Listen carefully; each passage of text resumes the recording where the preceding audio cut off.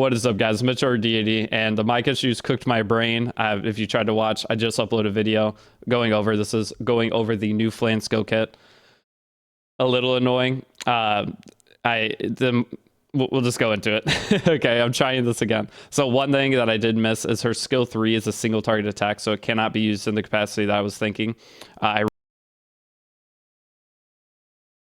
She looks amazing, though. That's one thing. She does look amazing, but with how I was reading her, definitely isn't as strong as my first thought process on her.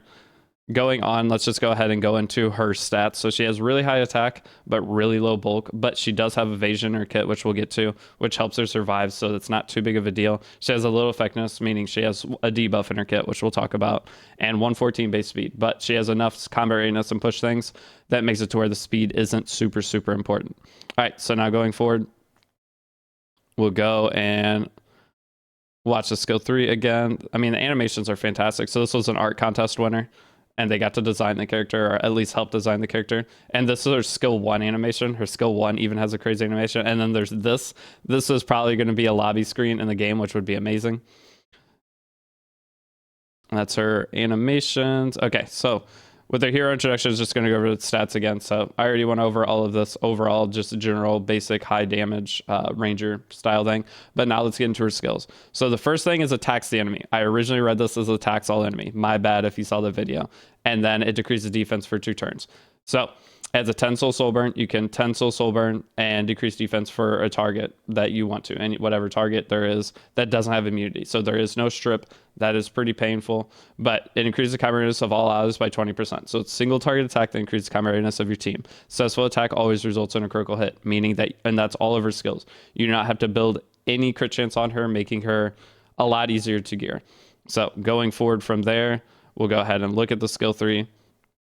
So here, she skill 3s into a, I think it's is it the Deity Ray?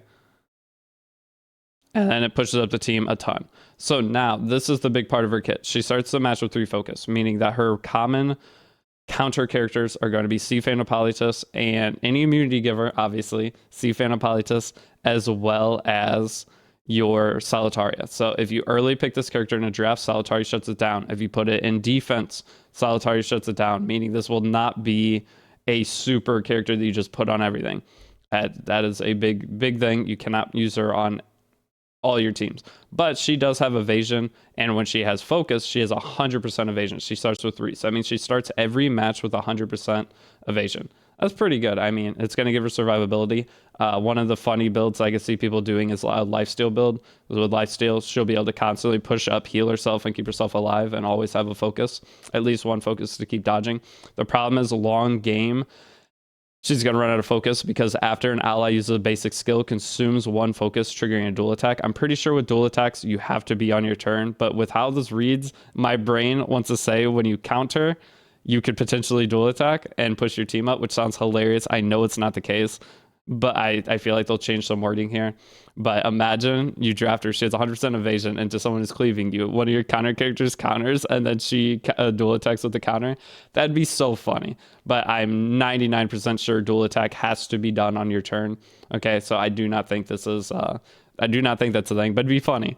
Okay, but whenever she does dual attack, though, so this means if you're using an opening character that your opponent drafts things into you that makes it to where you can't click your skills. So say you pick a C. Phanopolitus as your first pick, your opponent goes into Selene. This allows you to click your skill 1 on your C. Phanopolitus, get a dual attack with Flan, dealing a decent amount of damage to whoever you click on, as well as a chance to stun, because her skill 1 has stun. We'll get to that in a second. And she pushes herself up, and once she S3, she pushes the rest of your team up. So the S3, though, is single target. I was originally reading it as AoE, thinking you could knock like Selene out of stealth, put the rest of your team up, and then kill the Selene. That is not the case, but I still think this has some viability in overall play.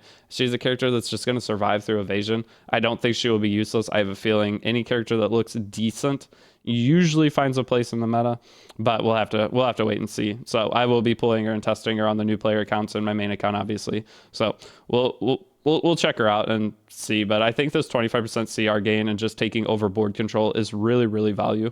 And it's just a cool, unique, like kind of fun sounding character to play. Okay, so we'll just go in and you can see here, I think they use knockwall. Yeah, so they have knockwall and they click their skill. or no, they use Veronica. But once you click skill 1, she's always going to dual attack. So say you have 3 characters that are, you just S1 on all of them, she's going to push all the way up no matter what and get a ton of extra hits and everything. So here's my thought process. If your opponent doesn't have immunity and you pick Sea Phantom Pilot or something, your opponent goes full counter draft into you. You click S1 on Sea Phantom, she does the extra attack and puts herself up.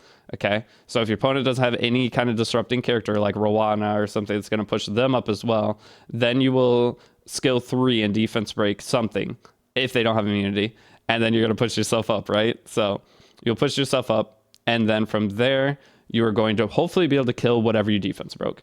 So I think it allows you to not get trapped in some of the drafts that people get trapped in if they are like a support style character first picker, so Sea Phantom Pilatus or really anything.